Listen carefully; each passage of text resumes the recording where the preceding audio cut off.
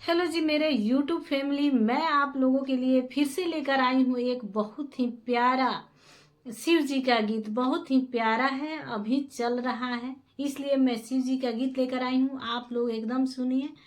और आप पेज पर नए हैं तो चैनल को सब्सक्राइब कर दीजिए। और मेरा हाथ जोड़ के आप लोगों से निवेदन है कि मेरे गीत को फुल वॉच करें प्लीज़। तो आइए सुनते हैं। आय रे हाथ जोड़ी ब्रह्मा जी से पूछेली गौरा देई के कारा से ब्याह हमार।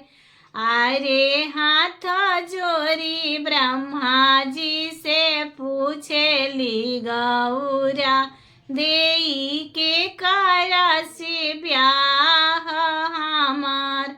आरे पोथिया उचारी ब्रह्म जी गौरा के बता इले विष्णु जी से होई है बिया। आरे पोथिया उचारी ब्रह्म जी गौरा के बताइले विष्णु जी से होई है बिया।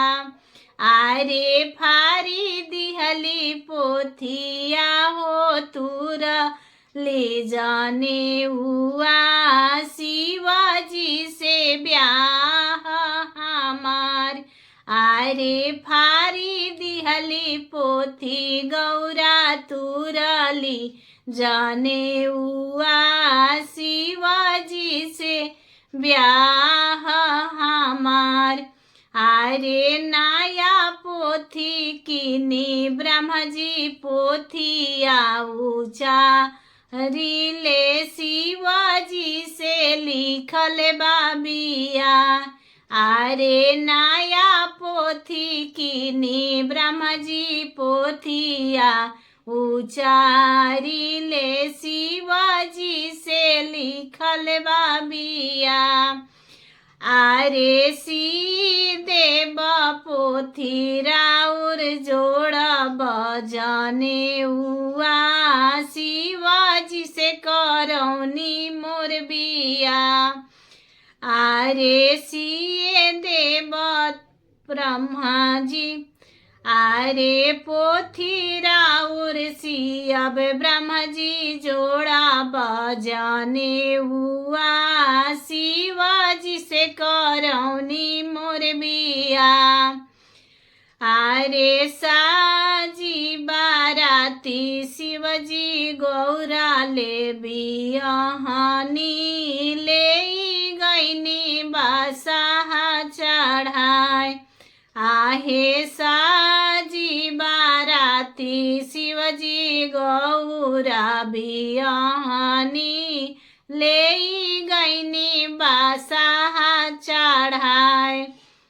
आरे जब हो गौरा गईली शिव के नगरिया टूट देखेली टूट ही पालान। आरे जब गौरा गईली हो शिव के नगरिया देखेली टूट ही पालान। आरे घर में ना बाड़े शिव के आनावा से धानावा भंगिए से भरल भानाडार। आरे घर में ना बाड़े शिव के आनावा से धानावा भंगिए से भरल भानाडार। आहे सांप गोजर शिव के हौए परिवारावा देखी गौले गौरा डेरा।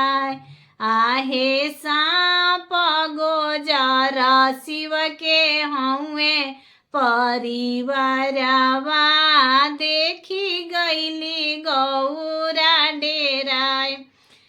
आरे ये तना जे कोइनी हम धर्म करमवा पवनी सजनवा बौरा।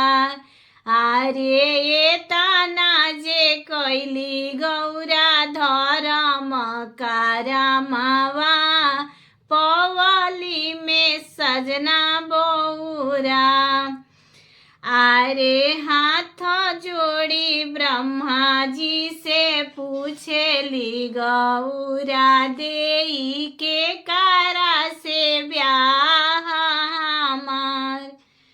आरे हाथ जोड़ी ब्रह्मा जी से पूछेली गौरा देई के कारा से ब्याह हमार।